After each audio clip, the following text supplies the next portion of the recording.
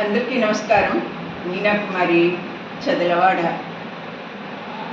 మనిషి జీవితంలో జరిగేటటువంటి కొన్ని సందర్భాలు, కొన్ని సంఘటనల విషయాల గురించి ఇప్పుడు మాట్లాడుకుందాం.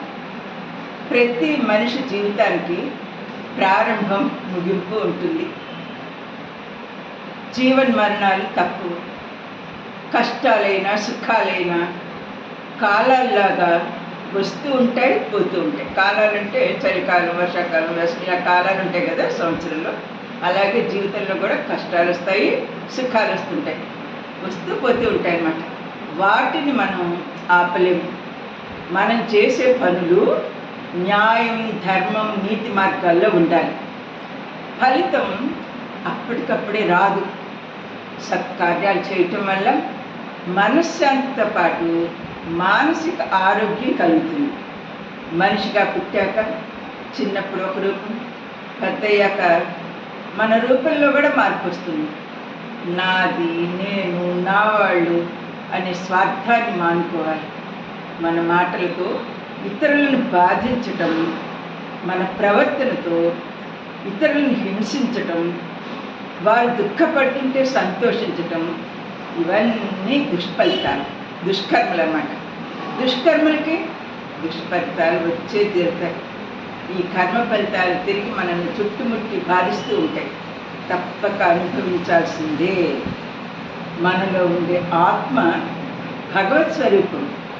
లోపల ఉండి అన్నీ లెక్క పెడుతూనే ఉంటుంది.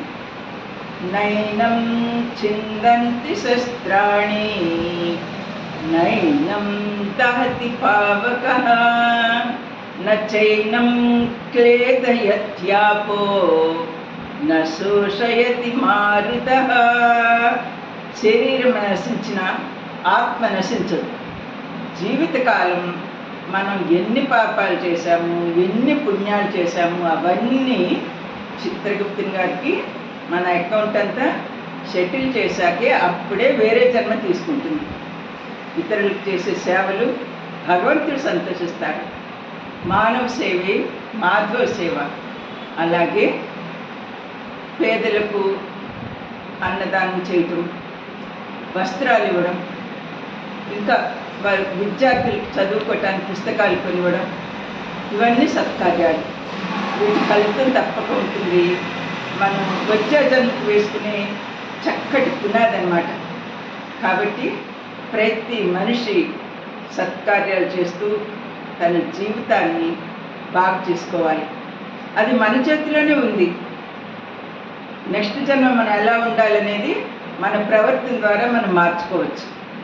నా వీడియో మీకు నచ్చినట్టయితే లైక్, షేర్, సబ్స్క్రైబ్. మీనా కుమారి, చదలవాడ.